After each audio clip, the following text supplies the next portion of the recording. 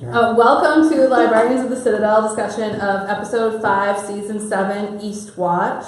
So you can see our Drogon perfectly healed because he was fine. We were just discussing how it was really more of a flesh wound because the bolts really weren't that big compared to the size of the dragon. I think that would have had to have been like a direct shot to the head to really have impaired him, or maybe through the wing would have been a... But anyway, he's fine. So we start the episode with a conclusion. The end of our cliffhanger. We get Jaime and Bronn, and they're fine. Which we all knew. We all knew that they weren't going to die, but I thought that maybe at least they would be taken captive or something, and to see that it was just like, oh, we just swam a little down river and everything was cool was kind of, I don't know, anticlimactic. I mean, Jaime's wearing like 40 to 60 pounds of non-buoyant steel on his body. And Bronn was just kind of carrying him along like he was a toddler. It was like no big deal. Kate and I have already had sort of a disagreement about that. Yeah, we've had a lot of discussion because I started coming in this morning like having really not cared for last night's episode at all. Oh, it was my favorite so far. And Liz kind of talked me off the ledge. I thought there were good moments, but overall I was like, I don't like this. That's not the best episode. I really liked it, but I said to Kate, I had the same reaction when I saw them emerge from the water.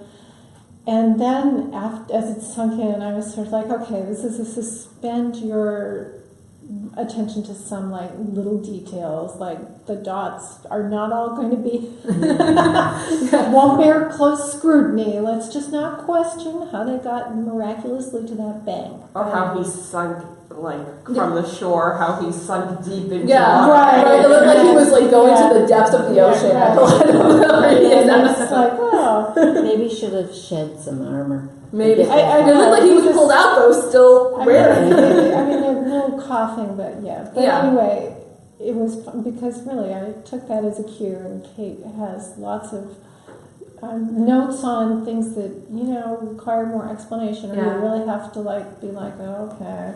And I'm with Noelle. I really thought it was a great episode. I thought it was a fantastic episode. I think it was a suspend your belief episode. Yes. It was, and I know part of that is because things are moving so quickly now that we're not going to get explanations on everything, but it's still like there were some things that like really kind of bothered me. They were annoying. I agree. There are definitely things. So Jaime immediately is like so accusatory towards Bronn. You could have killed me, as you were knocking me off the horse when I was in direct line of dragon fire. Comic relief. Yeah. I think it was comic relief. Yeah. I did like Bronn though, until I get what I owed, you're not allowed to die. Of course, then he immediately followed it up with, oh, dragons are where our partnership ends. It's like, well, it's a little late for that. Dragons are part of the partnership now. But I did like the realization from Jaime of, we are not going to win this. Like, we had those two great, victories in the beginning where we outplayed them, but like this is like when it comes to like might versus might, we are going to be outnumbered. We're going to be outfought. Right. Yeah. Right. Yeah, and we just don't have anything that can match the Is dragons. Is gold gone? Is it gold? No, the gold made it through. They have the gold. Yeah. But there was a little bit of, I think that I think one of the things about Game of Thrones, and I listened to like a couple of podcasts and read some things about speculation without spoilers, because there are the leaks from the hacked HBO. And so I did read some speculation that was kind of like spoiler free. And the thing about HBO is, Game of Thrones is you can speculate all you want, but like nothing you think is gonna, it never clearly plays out. Like I think we did some speculating too last week where we were like, oh, they mentioned the Golden Company, and it looks like nothing's really going to come out of that. We never saw the banker Bravos this episode. It seems unlikely that he's gone with the money. I think it sounds like they paid him back and he's gone. So if he was their connection to the Golden Cloaks, or if he was going to fund their buying the sellswords, it's kind of like, okay. Wasn't there more business to discuss? But it was just kind of like it looks like it's all tidied up now. So Tyrion had this really kind of like really sad look on his face, walking through the ashes, observing all the destruction and stuff like that. I one of the things that I had a problem with this episode was I felt like there seems to be all this kind of moral judgment thrown at Dany for even using the dragons in the first place. And that really kind of bothers me coming from Tyrion, who, as Davos pointed out later in the episode, burnt men alive during the Battle of Blackwater. But here he is walking through the ashes with this really somber look on his face. He didn't care when the lords of Meereen were being burnt up, but all of a sudden using dragons in Westeros is like a big deal. And so that kind of bothers me. It feels a little hypocritical. And then I didn't really have a problem with Dany burning alive the 2 Tarly men. I don't know if anybody else did. I did. They're not likable characters. Dickon was likable, No, but the father wasn't likable. I didn't think it was likable either. But just the fact that she's, forcing them to have this allegiance. She's got to understand, like, she's the foreign invader coming here. There were other ways that she could have done it. She could have taken them captive. Here's the thing, because Tyrion did suggest that, to take them prisoner. But here's the thing with that. I think Dany was right. She said to him, if we start giving people that option, a lot of people are going to take it. And before you know it, those cells in Dragonstone, they're going to be full with people who just refuse to follow Dany. And to me, it's that, okay, so is she now going to be responsible for feeding all these prisoners who are in, when food is already an issue, so people who aren't working for the cause are now going to have to be fed, or are they just going to starve to death in the cells over winter? What's really the end game of that? I didn't have a problem with that. I thought it was actually a perfectly rational exercise of her power, and she wasn't over the top. I was sort of annoyed, though, that they didn't let Dickon and Mr. Tarly Randall die in battle. I was sort of, I don't know, there was just something about it. I was a little like, oh, they could have had a more heroic, I don't know. Well, it was just, Game of Thrones, Liz. I know, but I didn't have I agree with Kate. I think the dumping on Dany for that, except I do think I probably would be nervous of knowing her father, and all of a sudden now she really is using the dragons in Westeros, that people are definitely going to be a little like, oh.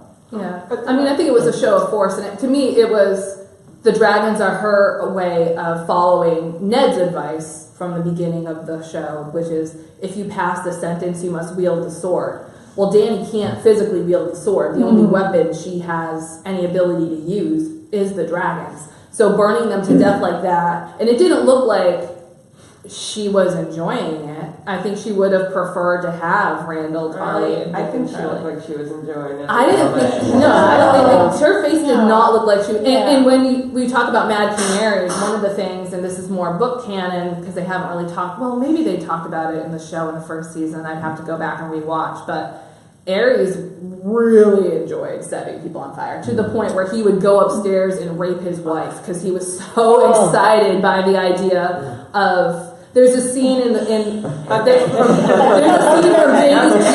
So when you're talking about Aerys' enjoyment of burning people alive versus Dany liked to show her power. She was like, this is really how I'm going to convince people. But there wasn't that element, which was really prevalent in Aerys. There was this scene with Jaime when he was talking about, or having this internal monologue about how after one of these executions that Aerys performed, he'd be outside because they were guarding the queen's bedchambers, and they could hear her screaming, and he turned to one of his fellow gold cloaks and says, "We're sworn to protect her too. We've got to go in there." And he says, "We're not sworn to protect her against him."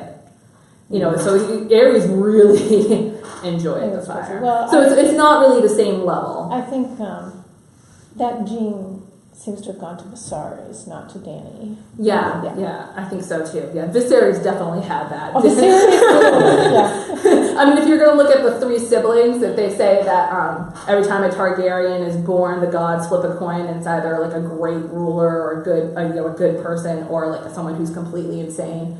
Rhaegar and Dany seem to be on one side, and Viserys seems to be on the other. But luckily, we don't have to deal with him anymore. And Tyrion did try to give Randall Tarly a way out too. He said, "Let him take the black." And Randall was like, "Nope, she's not my queen. She doesn't have the authority." But he could have gone to the wall. Maybe Randall saw that as even more a worse punishment, because that's the punishment he gave to his son Samuel Tarly for not being man enough or whatever. Right, So maybe he was like insulted by the idea of it, but it was a way out where he didn't have to bend the knee and he could still live. I have issue with all these people that say, okay, I actually will bend the knee to Danny. How are we going to be able to trust them? Because I don't think what you if ever we're can. fighting Yeah. and then they decide to, that's just my thought too, is if I were one of those people, I'd probably be a coward. I wouldn't want to be burned alive, and I Right, might and not they want to also actually. see that I she's got help a them, definite I mean- advantage. You want to be Well, on the winning side. Right. You need obedience. You don't have to. I'm sure you'd be a foolish leader to trust those people. I mean, Right. she's not a fool, but Yeah, I mean, she isn't, and when they have to be in battle, maybe we'll see something else happen. Maybe they'll grow to kind of love her the way that the Dothraki or Missandei but I also think that the Unsullied and the Dothraki have these other reasons for loving Dany and wanting to follow her, and it has been mostly shows of strength, right? It was her burning down all those calls and Face Dothrak, or it was when she freed the Unsullied. I mean, she used fire for both of those occasions too. She's very fire oriented, but those were these shows of strength that really brought people to their knees in service of Dany. And I think having Drogon there and seeing what he can do, maybe there was some stubbornness, but maybe there'll be eventually some of these people who are kind of in awe of that strength too, and want to fight in favor of that. Especially if they stay with her a while and realize that she isn't like Cersei. I mean, we just had the example too when we're talking about executing traitors. We did just have the example of what did Cersei do to Obara and Tyene. That was pretty. I blew up the set. Yeah, I mean, and Cersei blew up the sept, and I like the part where she and Jaime were talking afterwards, and she was like, Olenna should have died screaming. Olenna suffered. Olenna suffered. Her entire family went up in flames. Olenna suffered. right. But she was really annoyed at Jaime. Annoyed isn't even the right word, but yeah, that's one of her first reactions. Yeah, it was she should have suffered even more.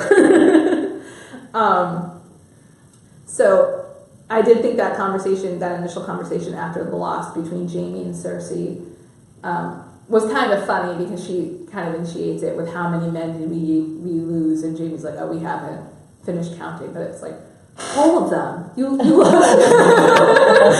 you basically lost all of them, because it didn't look like it looked like only he and Bronn were getting up off of that side of the river. The others were either dead or captured, really. Right. So They're done. that's it. Yeah, that's it. You're done. So let's go on to that second Jaime and Cersei scene after he has the secret meeting with Tyrion. So I had thought that the show was kind of playing it like Cersei was beyond her childbearing years, right? It kind of seemed like the finality, all our children are dead. And there was never any talk of, we can have more or anything like that. It kind of just seemed like they were playing it like she was beyond her childbearing years. And all of a sudden, she's pregnant, which kind of makes sense. I mean, it made sense to me from like Lena Headey just had a baby like 1 or 2 years ago, so it's not like Lena Headey was, but it felt to me like they were playing Cersei like she was beyond her years.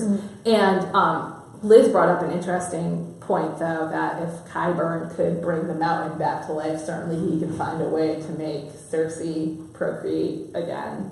That's kind of right. No. But they kind of play it like in the show, like that. Did Like, they? I think, yeah.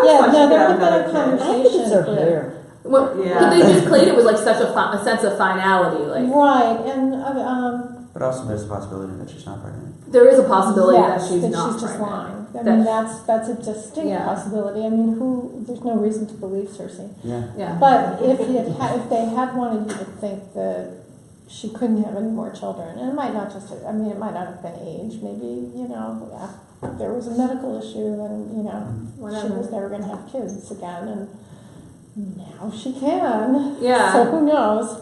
I mean, it was nothing that they ever outright came out and had a conversation like, oh, she's never bearing children again, but they made it sound like the shop was closed. Right. Right. But and also, I mean, the scene where she and Jamie made love was, I mean, that was really deliberate, and that at the time did seem a little like, Yeah. oh, where's this coming from? It wasn't, Because they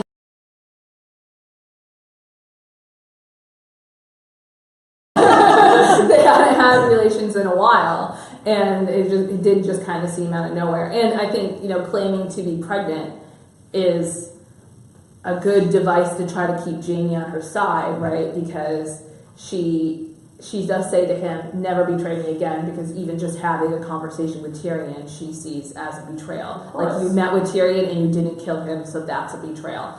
And he did come in their previous conversation saying, we can't win this war. Like, we can't, there's nothing we can do. We're not going to be able to win. And so maybe she felt like this is a way to further, tie him to her. Because even if she isn't pregnant, she would still have his loyalty for, a good 5 or 6 months or so before it was like, hey, how come you're not showing? Yeah, especially in this show, right? And going back to the prophecy that she would see all her children dead, it just doesn't fit. Yeah. So I don't remember how much of that prophecy is in the show versus in the books. That's one of those, because I know that the mention of the Volancourt doesn't exist in the show, right? But they do say that her children shall have 3. Gold will be their crowns, gold will be their shrouds, right? Yeah. That was in the show. So yeah, that would kind of throw a major plot thing of her. Yeah. So yeah, who knows? She could just be making it up. She could maybe have a miscarriage. There's a bunch of possibilities. If it is something that Qyburn did, it could come out. Or she could be killed before. Or she could be killed. Yeah, Yes, there's she died definitely a lot of possibilities Yeah. for how this storyline could go, right? I don't think she's going to be killed this season, though. I think they're going to... well, there's only 2 more. There's only 2 more Yeah. episodes. It doesn't look like we're spending a lot of time in King's Landing next episode. It looks like probably most of our scenes are going to be north of the wall. But I think the conflict for Westeros, who controls the throne, will be something decided next season for sure. So Cersei's probably not going anywhere for a while. Sorry, anybody who wants to see. That was one of the comments on our video last week, was that they were disappointed with the episode because Cersei didn't die. So I don't think that's happening anytime soon. I wouldn't hold my breath for that. She's great. Yeah. So let's talk about Jon and Drogon. Yeah, there was a moment. So that was one of the scenes that I really did enjoy, because I think that might have been a moment where Dany was, she landed in front of Jon, and I think that has to be intentional. And maybe she was thinking, hey, I just used Drogon to get a whole bunch of other people to bend the knee. Maybe him seeing me with Drogon will be enough for him to bend the knee. And instead, he pets Drogon like Drogon's a kitty. Yeah. And that was this great scene where Drogon seemed to feel a connection with Jon. Jon doesn't know he's a secret Targaryen. But not only did Drogon seem to feel a connection with Jon in that moment, but the way that Dany was looking at him was like, she knows, like, further the intrigue. So that was a great scene, for anybody who's frothing at the bit for secret Targaryen stuff. A viewer named Aaron says Jon and Drogon was my favorite moment of the episode. It was really a great moment. Yeah. I mean, if anybody is a big fan of the Jon secret Targaryen storyline, there was some stuff thrown to us this episode for those of us like me who love that storyline. So I think that interaction between Jon and Dany was important in more than another way too, because Jon was another person who they're portraying as judging Dany for having used the dragons in battle. And I thought she was kind of, she was right to bring up how many people did you lose while you were fighting for Winterfell? And I lost thousands of people. It's like, it's just war. Like, that's just, if you choose to go into war, this is what the outcome is going to be. And she says to him, sometimes strength is terrible, which John has firsthand experience with. I mean, he had to execute a child last season because the child tried to kill him. Or did kill him. So John does have experience with that. So I was glad that they had that interaction. Speaking of that, it's interesting that when Danny asked him, what did Sir Davos mean, that you took a knife in the heart, that they're all taking the same line. Oh, Sir Davos, he just talks. Yeah. Because Sir Davos is such a fanciful guy. She knows something's up. Yeah. Danny's not looking at it. She's not a fool. She knows that something. She's figuring that there's more to this, but it is interesting that they've all decided without any coordination, apparently, that story. Except Sir Davos wouldn't mind. I'm sure he wouldn't mind because it was his slip of the tongue. I'm sure he's like, I'll take the full blame for this. And Sir Jorah came back fully cured. Great reunion. That was I think Jorah and Danny are the ones that love each other, not Danny and John. I think he's a father figure. Yeah, he's. I don't know. I agree with Noelle. I think they're setting us up for. I don't think he feels that he's a father figure. No, Jorah's always the loved way him. she looked at him too was not like I would look at my dad. So. But maybe in Game of Thrones I would, but I think in that moment she didn't expect him to ever return. Yeah, she thought he was dead. She thought he was dead. Yeah. And I think though that what they're trying to do is set Jon and Jorah up as romantic rivals. But Dany's made it clear through 6 previous seasons that she does not have any romantic feelings for Jorah. So for them, and sometimes people change, but she's made it very clear. I agree.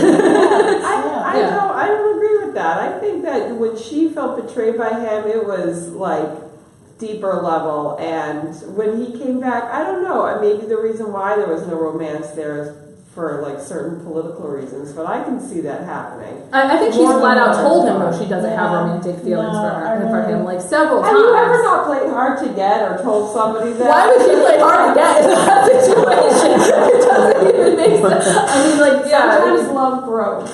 Sometimes it does, but I think attraction sometimes is something that's either there or not there, and it doesn't seem to me like she's ever had physical attraction. I feel like she has deep affection, and Yeah. it really showed. Yeah. And it feels genuine. I It think hasn't the ruined my characters- dreams. I'm sorry. I just don't think that's. I think that Jorah is definitely going. Try to still pursue her because he says that he's in love with her. She reminds him of his ex-wife, who he actually went into exile because he was trying to spoil her so much that he was selling slaves. So he has this transference thing with Dany. And I think he still feels like he wants to woo her. And I think he does genuinely love her. I don't think it's because he's seeking power, like he wants to be her king or anything like that. I think he does genuinely love her, but I just don't believe it's reciprocal because she's had ample opportunity. And it didn't even seem to me like in this episode where I was like, oh, Dany's in love with Jorah. I could definitely see Jorah's love for Dany. And I could see Jon sizing him up kind of a little bit. It looked like we were being set up for them to view each other as romantic rivals, but Jon and Jorah too are rivals on more than one level. Like Jon's carrying Jorah's family sword right now that Jorah's father passed on to Jon. Jon had Jorah's father's respect. Jorah certainly did not. And Jon now holds the North, so he holds Jorah's more, homeland. Jorah's niece is one of Jon's most ardent supporters. There's a lot of I think potential conflict available. Or I think Jorah might be the character that doesn't want any of what Jon has, and he might, because of that, choose to respect him and he's gonna go fight with him. So. I think he wants whatever will ingratiate him with Dany. So going to fight with him has nothing to do with respecting Jon. It has to do with my queen wants this, so I'm gonna go. Right. So if there's a conflict between the two of them, and Sir Jorah thinks that one path will make it make him better in Danny's eyes. I think that would be something. Not intentionally being against John. But, Right, because I don't see his character as being like that. I don't think. No, but I can see him sort of not taking John's point of view as seriously I can see as things he like that, right, but might need not- to. Right. He thinks it's not going. I don't see any Yeah. like him being malicious. Well, it'll be actually whatsoever. after they all see the White Walkers, maybe they'll all be a little different. Yeah, I mean, I think like the seeing is believing part of that. I mean, and I don't know about like Jorah's kind of a gray character. He's not super honorable, but he's not super malicious either. He's definitely done some dishonorable, questionable things in his arc. You know, I think the fact that he was selling slaves to begin with and had to be exiled from Westeros, and he was a self-chosen exile because he could have gone to the wall. Tried to kill Danny. Yeah. and He was involved in that. So there are some things that are somewhat I questionable. sort of put him on the same moral spectrum as Jamie. Yes, I would agree. You know, someone who. But you like them. Yes, Yeah, yeah, and I think you're supposed to. Jamie, that's a different question, but you know what I mean. It's not. No, you're supposed to like Jamie. Well, not the you're very supposed to have first mixed time you feelings. meet him. Yeah, I think you're supposed to have mixed But feelings. that's about why Jamie. George R. R. Martin's a great writer, is because like Yeah. he can take a character whom you hated Well, and that's then the whole make you point. love Yeah, them. You know, make you see it. which I think doesn't happen George quite often in definitely stories. one of the characters Yeah. that he has had an understandable arc. Not everybody's arc is understandable. Yeah, sometimes you're like, where is this going? Like, why do I like this person all of a sudden when I hated them before? So Bran was only in the episode for like 5 seconds. His eyeballs went white. He was a He's getting kind of like I roll my difficult to. eyes, It's like, yeah. oh, Bran, you know, he's so detached from the character that he used to be. He's like so cyborg like now. But the character he used to be too is kind of boring anyway. I mean, he was like a little kid. He didn't really have, yeah, but it wasn't like anything fascinating. you know? Yeah, but he's not even like showing human emotions or anything Yeah. now. It's like he sees the White Walkers watching, and we have to send a raven. It's like, there's no like panic. There's no. It's just like and then so they do send the ravens, and the maesters of the Citadel are like, oh, this is some crippled kid with this prophecy. We don't have to listen to this, even though they have Samuel Tarly, who's been there at the Citadel this whole time, saying this is real. We need to prepare. So dismissive of it. I mean, there's the hope in the belief that the wall will just hold this threat off is so strong. Because you even hear when Dany's talking to her advisor, was it Varys, who said, oh, but the walls always held them in. Somebody standing around that map said that. And, they just take it for granted that this wall will just hold, even though the Night's Watch is not what it was 1,000 years ago. It's, undermanned. Yeah, I mean, they have Jon Snow there mining dragon glass because the wall isn't going to do it. Yeah. But they just have this faith in the maesters of the Citadel too. Are like, the wall will hold them in. And maybe the wall, maybe that faith is a little bit misplaced. I think they've been in the Citadel too long. Yeah, they need to get out, go out to the wall themselves. And then we see this other great scene with Sam and Gilly, where Gilly is reading off the however many steps that I should have written that number down because that was hilarious when Sam got it mixed up. And I thought, this was one of the things that kind of bothered me because when she starts talking about Prince Rhaegar, Sam's so stressed out he doesn't even, but I felt like, oh my gosh, if this was like some deep secret about my own government or my own rulers, or even if I had heard about it in relation to like Prince William and Lady or Princess Kate or whatever the title, I would have been like, wait a minute, what? Secret annulment? Wait, what? Like this, because that changes a lot. It John's does. not a bastard. Yeah, I mean, it changes except a ton. He has no idea. No one except Bran has any idea that well, first of all, that there'd be a significance to that wedding, and that the King of the North is this child. I mean, and it was enough for us as fans to know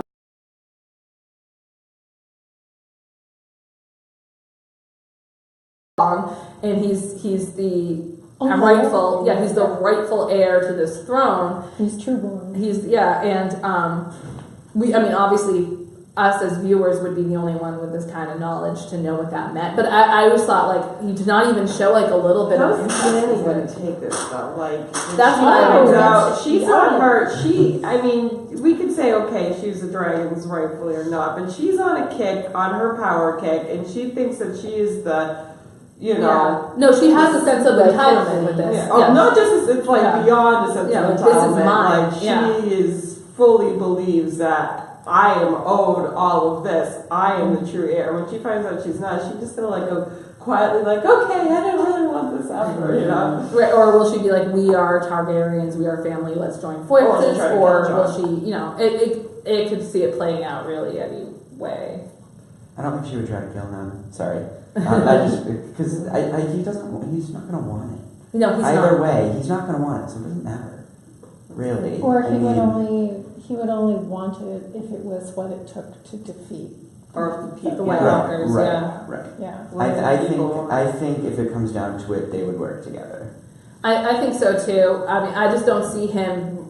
I mean, his legitimacy may be a threat to her claim, but if he's not, like, it's just like Bran saying, "I'm not the Lord of Winterfell. Yeah. I don't Right. want it." Yeah, I could exactly. just as easily say John being like, "Hey, I don't even want to be king of the North. Never mind the entire continent of Right, Westeros." right. So and he can just, say, no, I support you, and Yeah.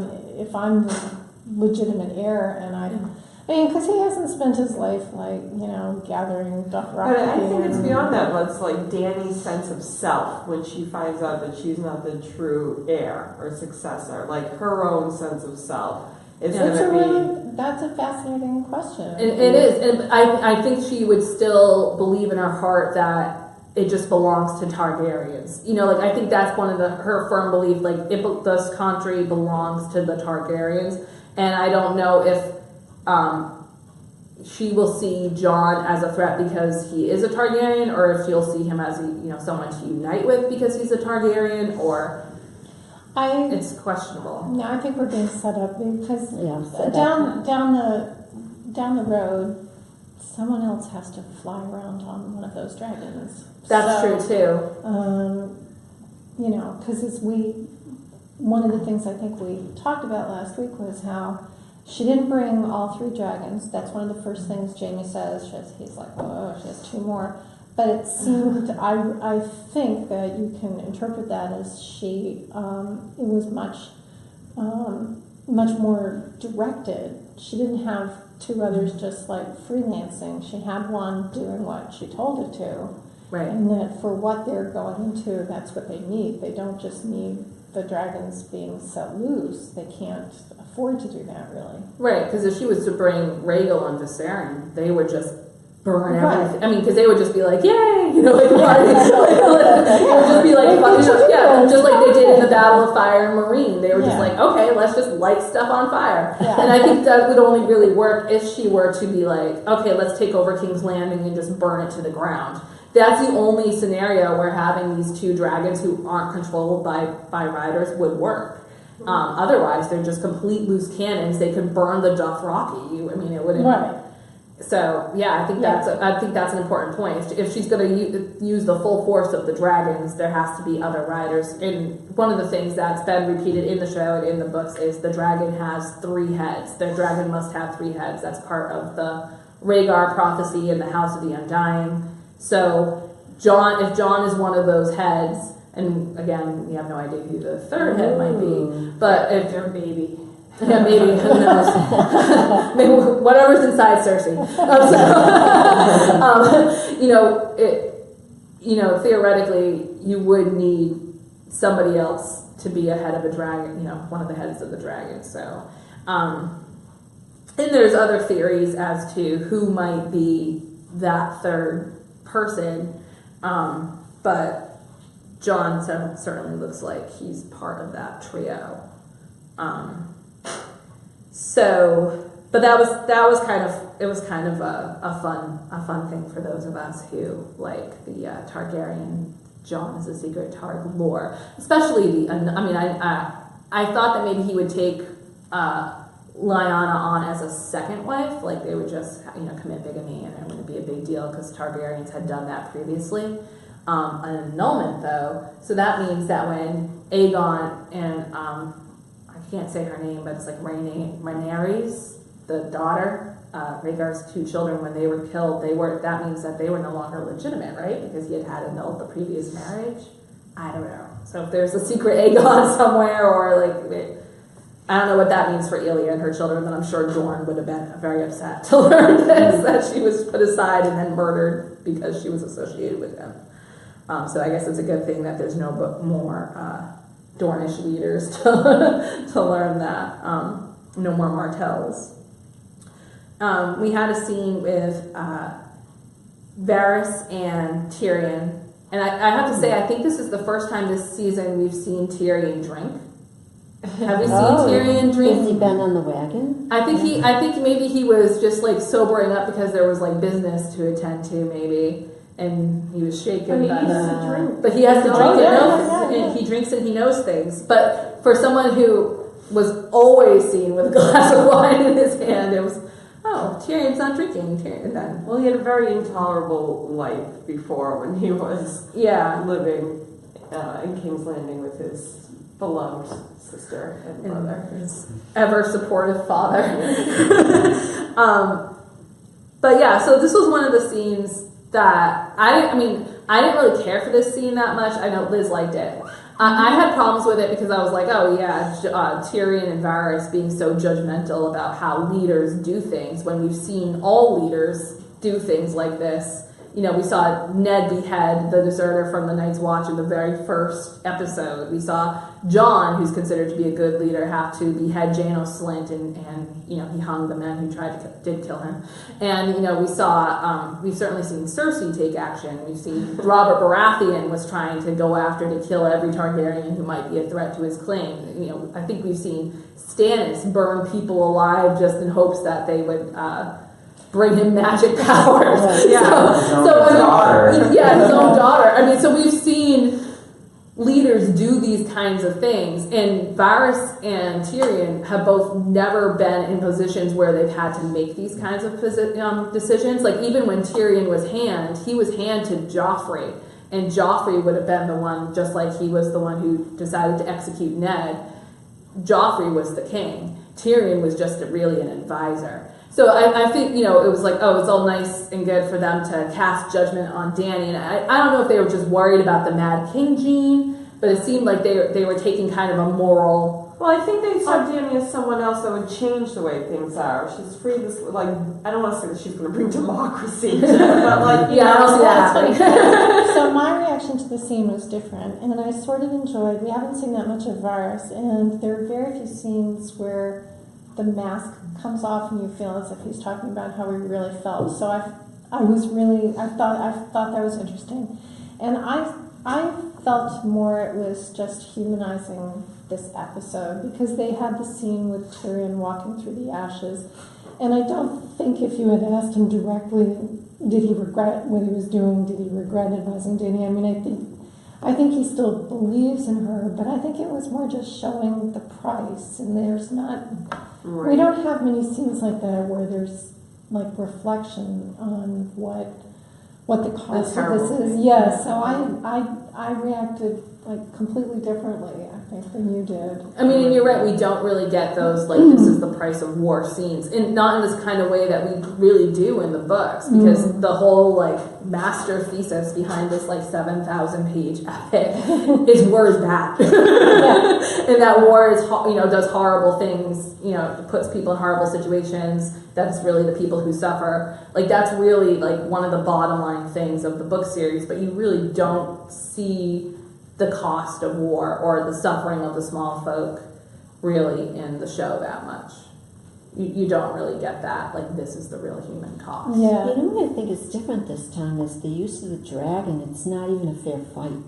It's such a heavy force to use that I think that's why they're Except that Tyrion, second guessing. when he used the Blackfire, Yeah. That was, I mean, Tyrion was personally responsible for winning a battle and using the same tactics, really. Yeah, burning But there was people alive. survival. That wasn't just going in Well, with but the that's dragon. what they're doing too. Yeah. I mean, if Dany But I'm with died, Linda, like, Yeah. you know, that was survival, but this is like, they didn't have to go in and blow these people up Right. with the dragon. They didn't well, have to. yes and no. I mean, what is she? I mean, Dany can't just sit on that rock. Yeah, but that's like a nuclear weapon. But from the dragon. okay, so Right. they had just taken out the Dornish. They had eliminated the Greyjoy allies, and they had taken down the entire house of Tyrell. So Yeah, the Lannisters. I mean, the Lannisters were eliminating entire Don't you think we would have won? lineages. We would have won that without the dragon anyway, with the Dothraki. I think so, Yeah, but I think part yeah. of it is the show of strength. Yeah. You want them to see, hey, this is really what you're up against. Well, I you mean, know, this dropping is what nuclear bombs. Yeah. That's a show Well, of but strength that that was we one of can't the always great things agree about with. the episode last week, which was such a good episode, was that, you know, as it builds, you know, they hear it, they know it's coming, and for the moments when they just think it's the Dothraki, they already are pretty sure that, like, there's no way they're going to, you know, there's no way they're going to have a good outcome. And then, of course, then they see the dragon. So, Yeah. um, I mean, I don't think the nuclear bomb thing though is really equivalent because there's no nuclear holocaust after a dragon. You know, there's no like ongoing repercussion of And using she dragon really- fire that I mean, much. she really was It's more the targeted. degree of the weaponry. Right. Oh, well, yeah. I mean, what's essentially a medieval battle. I mean, there was some critic last week compared it to bringing a howitzer or something, you know. A medieval joust, and then someone comes in with a howitzer. Yeah. Yeah, I mean, I think it was like a show of strength thing. Like, hey, like this is really what I can do, you know. And those soldiers or those who, you know, like, and you saw Jaime immediately went to Cersei and was like, we can't win, you know. And I think that they needed that reality check because here they were, you know, taking down entire houses, you know, eliminating lineages, and just thinking like, oh, we can continue to just do this. And I think Dany did need to go in there and be like, you can't continue to just do this, and here's why. You know, this is really like, this is how it's going to be. This is what I have. This is what you're up against. So that they would not necessarily want to put themselves in that situation again. But yeah, I mean, I think that, you know, there's historical precedent for using dragons in this way. Targaryens did it for generations. It's not like this is something that's never been done on the continent But of like we Westeros. said, you know, the Mad King. Well, he Yeah, didn't use that's- dragons though. He just burned people alive in their armor. The dragons were gone. He just used Yeah. he used the green wildfire This is and just like fire. literally roasted people alive in their armor. But he did like fire. Yeah, he did. He did enjoy fire, but you know, and Targaryens previously, I think this was before they started like the inbreeding process, because when they were old Valyria, I think they were a little bit more free with their DNA. The idea of keeping the bloodlines pure wasn't really a thing until they came over to Westeros and there were no other Valyrians to breed with, so they started breeding with each other. Oh, you know, always a good idea.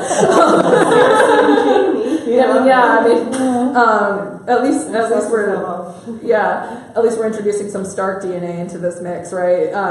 So I think they increasingly became kind of mad, but like, you know, in those days, dragons were just something that the Targaryens had coming from Valyria that nobody else had, but there were dragon lords of Valyria. They weren't like special, the Targaryens. So dragons have been used in this way for eons. It's just, you know, and the Targaryens have always been the ones who've only had them after the Doom. So it's not, I don't know, it's not really that out of the blue. But if that's the only way that you, I don't know. I think it would just be more impressive if she didn't have to. Maybe it seems like too soon to like resort to the dragon too. Like you've got your Dothraki, you have all that. If this is your only way of winning, then how much are you really, you know, that throne is actually really yours? And these are just that. Yeah, I don't know, because she's been using the dragons to gain power through her entire storyline. Well, of course, yeah, I mean, of course, it's like her immediate, you know, her followers. Like after the Dothraki were going to desert her, the only way she had followers was to give birth to these dragons She didn't really give birth to them. Walk through. She had eggs.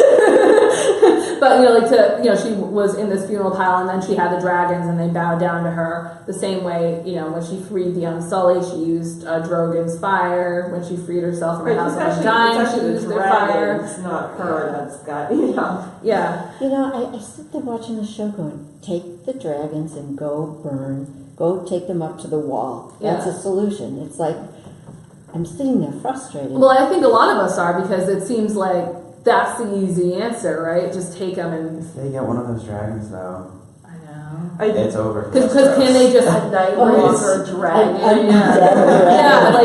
Can they do that? I mean, maybe they can. We saw them bringing up horses, right? Maybe. We've seen them bring up the giants. Maybe they have a dragon. It's possible that They very well could. if you've read our YA pick tween book, The Ice Dragon, it is kind of possible that they may. That would be so crazy. And it's really highly speculated in the fandom. So before, we really have to wrap it up, but we should mention that Gendry's back. And real quick, so you didn't like the episode like me. No, Yeah. I was bored. Yeah, Threw a lot of it. Yeah, I had a lot of logistical problems, and I know they can't be like, oh, Jon Snow leaves Dragon Watch and they don't do across the screen 6 weeks later, and then he arrives in East Watch. But it really bothers me. It's like those things are really far apart. That's almost the entire continent. So Bran has a vision that they're marching towards Eastwatch, so they're on their way towards Eastwatch, and these, it's not like zombies have to take a break. It's not like they have to stop to eat and rest, and they're marching steadily, and then we take time to do this secret mission to King's Landing, which must have taken some time, and then we take time to it's like, how long is This whole season, it's not just this episode. I know, but that's been every this season. was the one that really bothered me, though. I was like, he was just at Dragonstone. There's not even it's like Whereas I'm like, the minute Jamie just walks out of the water, I'm like, okay, this is going to be one of those don't look too closely at the details episodes. And we didn't talk about Littlefinger and Arya. So Arya is being completely outplayed by Littlefinger. Yeah. So one of the things that we mentioned was Arya spent a lot of time with fighters and people who are might makes right, and whoever wins the Not fight. thinkers. Not thinkers, not schemers. So she has no idea how she's being played right now by Littlefinger, and you wonder what this will mean for Sansa, because Arya is so murderous, and she's really accusing Sansa of being disloyal to Jon, and Arya's allegiance lies entirely with Jon. oh, absolutely, and she's inclined to have negative thoughts about her sister. Yeah. All right, so maybe it's spy versus spy versus spy. So she's really setting him up. Well, I don't believe that though, just because Arya's not that sophisticated. Exactly. Yeah. I agree. She's an assassin, but she's not really a spy. Yeah. She's not. I wouldn't just discount her that easily. Yeah, because I don't my know. first thought was, she's not that stupid. She might be. Because she's really been more about brute force and fighting, and being like a stealthy fighter. But she had to go through that whole psychological thing in Right, order but to get to that She doesn't know level of Littlefinger assassin. though the way Sansa does. Yeah. Sansa would never trust anything or take anything that Littlefinger's doing at face value. Never. Whereas I think that Arya, who does not seem to know that she's also being observed, isn't doubting. Yeah, and she's still too judgmental of her sister. Yeah, In she's a way bad way. she's way too judgmental of Sansa without really knowing maybe what Sansa's been through. Right? Yeah. All right, we really got to wrap this up because we have to open the library in 10 minutes. So real quick, Linda, what was your favorite scene? The prison scene, because undead make Oh. strange bedfellows. So you got this collection of all these people from representing all these different things in the jail scene. Yeah, that and then is they great. march out together, and I'm like, that is cool. Yeah, it was a little dream team, right? Liz? Oh, John patting Drogon. And that was such a great scene. And I really thought the acting was good, because as I'm watching, I'm like, oh, they were just there must have just been prop men around them. And I really did feel like John touched the dragon, and her reaction was really interesting too. Because I do think that was a show of force, that it was another thing. I think that was Jon what she Snow, intended. you can bend the knee, and instead she's looking down, being like, "Oh So my the god, dragon- the dragon is purring." so that was definitely that's my favorite. Yeah, I agree. John and Drogon and then that leading into Jorah's return. Yeah. I love seeing Dany and Jorah together. He's the one thing that really humanizes her, I think. Yeah, their bond, their Yeah, friendship. Because he's been exactly. with her since she was, from the When beginning, she her was marriage nothing, to yeah. Drogo. Yeah. So I'm 100% with Shane. The Jorah and Dany. I think Jorah's the only thing that makes her redeemable, actually, because now I don't think she's redeemable. I mean, and that's probably harsh, but he humanizes her. So I really enjoyed that too. And I also saw romantic sparks. I don't care what any of you say. I think it's gonna happen. So my favorite scene, I think, was between Gilly and Sam when she was reading like the nonsense thing, like, oh, this is how many windows this Great Sept has. The Great Sept doesn't exist anymore. and because she's like repeating some of this like kind of mundane stuff, he isn't paying attention when she reveals something really important. And I liked that that seemed like a very realistic, like I could see a conversation like that happening between me and my boyfriend, or, like it just was really one of those more human moments in Game of Thrones, which we don't get a lot of humanity. So where are they going? And that's what I don't know. I don't know if they're headed to Sam. I don't think Sam knows about his father, No, he his doesn't. brother. And so he could be heading home, but he also could be headed towards Winterfell, because that might be where he thinks Jon is, or he could be headed towards the Wall. I guess we'll Except find out. he still has the problem of a woman at the wall, because, Yeah. unless he's going to try and leave Gilly at home. Or maybe leave Gilly at Winterfell. Maybe that's where, I don't know. yes, please leave Gilly anywhere. So I'm That's sorry. true, That's yeah. I can't stand Gilly won't let him. Yeah. Yeah, I know Gilly's coming along. So I looked this morning all over the internet. There is no official title release for episode 6, so I can't give that to you today. But I can tell you that it's 1 hour and 11 minutes long. So it's going to be a long episode. So be prepared to stay up a little later on Sunday night than you're used to. And I guess we'll sign off and we'll see you next week. Bye-bye. Bye. What?